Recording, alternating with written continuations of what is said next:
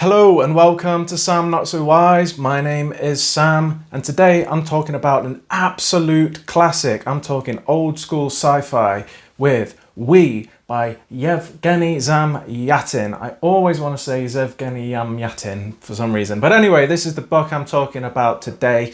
Now, if you've watched my channel at all, you probably know that my favourite book of all time is 1984 by George Orwell. If you're new to the channel and you didn't know that, please think about subscribing, of course.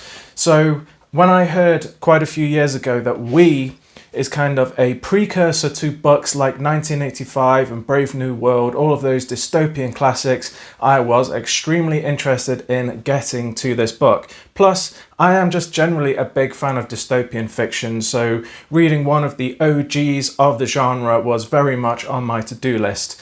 And then comes along the wonderful Whitney from the channel, The Secret Source of Storycraft. She bought me this book along with many others. Thank you so much, Whitney. You're an absolute angel and a true friend. She bought me this book knowing that 1984 is my favourite. And so I had to read it as soon as I possibly could, and that's what I did. So I'm here to talk about it today. I'm going to talk about the book a little bit, kind of review-ish style, and also just a little bit of context around the book. So with that and so much further ado, let's talk about We. So what is We about? It's kind of a little bit difficult to talk about the plot of this book, but we'll get to that in a short while. It's much more important to talk about the setting and the world building. But we are following a man called D503, yes, that's his real name, who is an engineer in the One State, a society set in the 26th century, so quite a few hundred years in the future. And the One State is a post-revolution society in which control runs supreme. Now, the whole world is made of glass walls. Everything is made of glass, so you can see what everybody else is doing. There is absolutely zero privacy in this world. Surveillance is widespread, and we have special agents who monitor people, and citizens are kind of encouraged to snitch on each other. Because if anybody questions the system, that is basically illegal. You're not allowed to question the system.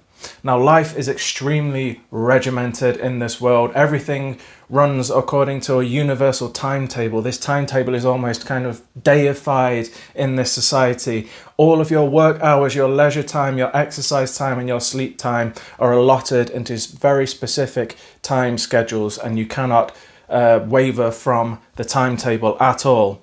Now, the sex life in this world is actually quite liberal in a way where marriage doesn't exist, but it's basically encouraged to have sex with whoever you want in a kind of way. More than one person, that's absolutely fine. And there's an interesting ticketing system where you can apply to have sex with somebody, which is quite interesting to read about. Now, is this a dystopia? I mean, to us, it obviously sounds like a hellscape in a way. It feels like dystopia at its purest. There's no freedom, there's no individuality. However, this book could be also seen as a utopia, albeit perhaps a satirical one, you know, him taking the piss out of what a utopia could be. And this is because the One State's goal, this is what they say, is that of universal happiness. They are trying to give everybody in their society happiness. Their mantra is that freedom and happiness are mutually exclusive. Therefore, by taking away freedom, everybody can be happy.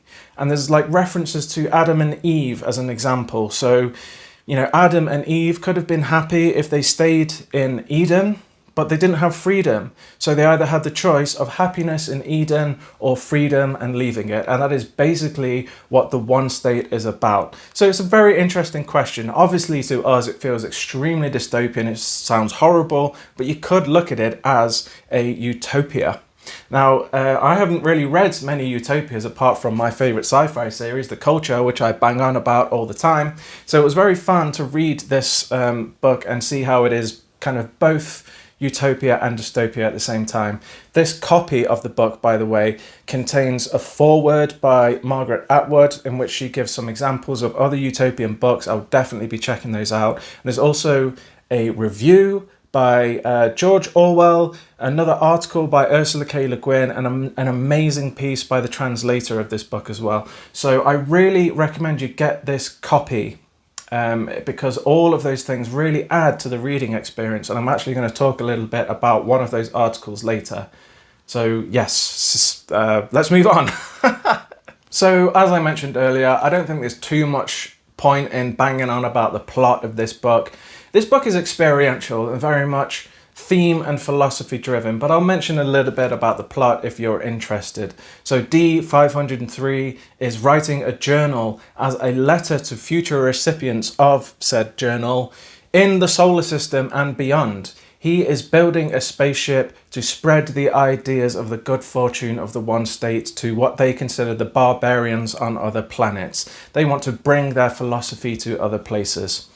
And basically that is what's happening when D503 meets a woman called I330. Now this woman is kind of a little bit odd, but seems to have a strange allure. He wants to, you know, be involved with her. He wants to talk to her more, and he kind of his mind starts changing, and things basically go from there. His thoughts start going away from the teachings of the one state, and he starts questioning himself and the society, and the plot basically just goes from there. I can't really say much more without spoiling what happens. As I said, this is very much about understanding the society, and it's very theme driven. So I think we should talk a little bit about the historical context about this book. Now, unfortunately, I know next to nothing about the Russian Revolution. This book was written in 1920, 1921. I think the dates are very unclear. So very much at the time of the Russian Revolution. And the extra content that I mentioned earlier tells me that this book is basically like a time capsule for what was going on at the time. It's a satirical account of what was happening and kind of a lot of predictions of what might come should things continue going the way he saw them at the time. So this book can be seen as somewhat prophetic because a lot of the elements of the book kind of came true in a way. So I'll just give you a few examples. Maybe not necessarily in like a Western, like certainly not in the UK or the US, but other countries. So such as the abolishment of the individual, you know, individualism is completely gone, although you could probably say that that's happening now. Widespread surveillance and censorship, yeah. The wall around the one state, so the one state is surrounded by a huge glass wall, which very much harkens to the Berlin Wall. You know, you can't trust things outside of that wall. Unanimous elections of political leaders, so the benefactor, the kind of the big character, the big leader within this society, he's always unanimously voted in. We see that obviously, plus many more other smaller things. So this is very much kind of a really great look at the time that this was written. Let's also talk a little bit about literary context, because obviously it is quite difficult to ever decide when the first of anything was ever written, because that's just not how art works. Everything takes from something. But as I said, this was written around 1920, 1921, and this is clearly a very early example of dystopian fiction and was just extremely influential to later writers such as George Orwell and Aldous Huxley. Now, Orwell has an essay in this book where he basically explains a lot of what Huxley implemented in his work Brave New World. He wrote that article in 1946. 2 years later, he writes his book 1984. And there are a lot of similarities. He's clearly borrowed a lot from this book and was highly influenced by it. So, for example, you know, the heavy surveillance, again, the decrease in individualism, again, the big brother figure was obviously taken from the benefactor within this book. The journal entry style that kind of betray the treasonous feelings that they are having, the interesting female character as the catalyst for change, and even kind of the endings hold some similarities. I won't go into details, obviously. Now, obviously, not obviously because you might not have read it yet, but Orwell's vision is a lot darker than this. This is a lot more satirical. I mean, it is dark and it is sad at times, but Orwell's vision is extremely dark, and that's probably just due to the time that he was writing it. You know, he'd kind of seen some of these things come true. He'd seen the Second World War and what was going on. So Orwell's vision is a lot darker, but clearly takes influence from We. Just as a little coda, I want to talk about Ursula K Le Guin because she wrote a fantastic article that is part of this edition of this book. I love Le Guin. I mean, so far I've read 5 of her books. I've enjoyed all of them. Maybe not my favorite books of all time, but I have enjoyed them, and I really want to read a lot more. Plus, I want to read more of her essays, especially after reading this one. She was clearly a very clever woman. Now, her essay is talking about censorship.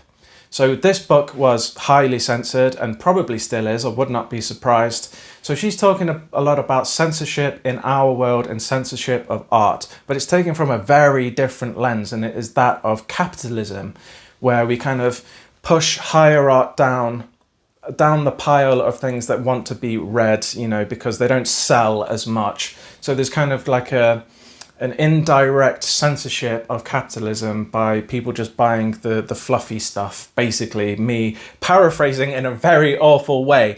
But at one point that I want to talk about specifically, which I highly disagree with, that she said. So she said that basically dystopian and apocalyptic fiction are example of this kind of writing. It is not true art, it's kind of pop art, it's fluffy art.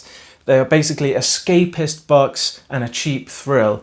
They basically show what happens and how, but not why. So she's saying that dystopian and apocalyptic fiction basically aren't very deep, aren't very artistic, aren't very thematically driven. So I find that an extremely simplistic and reductive way of looking at the genre, and I would agree. I mean, of course, there are some examples where that is the case, but that's the case for almost any genre you will find. And I think there is plenty out there that are true explorations of humanity and highly thematically driven. Parable of the Sower being just like a recent example of what I've read that is definitely not just for the thrill. So I highly disagree with her. Like, I would still recommend you read the article because there's a lot that is brilliant in it, and I'm kind of considering writing something about this when I do my dissertation in my degree in a couple of years' time. So yeah, I just thought that was a fascinating thing. Well, that's it, comrades. We are at the end of the video. So fantastic book. It's not my favorite of all time in the dystopian world. 1984 still has that title and also my favorite book of all time, but it is a fantastic read and I do recommend that you pick it up. It will be interesting for anyone that are interested in the history of sci-fi, dystopias, fans of Orwell, fans of historical satire, and also fans of depressing books. So really, I do recommend that people read this. I don't see many people talking about it that much, and I recommend you get this copy. Now, I really want to thank Whitney again for buying me this book, and especially this copy. She said she wanted me to read all of these articles surrounding the book, and it was a fantastic idea because they really enriched the experience of reading this book. So that's it. Thank you for watching if you've made it this far into the video. If you're new here, please think about subscribing. Please, everybody, like it and just chat to me in the comments. Have you read this book? Are you interested in this book? Or talk to me about dystopian and whether it's true art or anything. I just want to have conversations. So thank you again, and I'll see you in another video soon. Goodbye.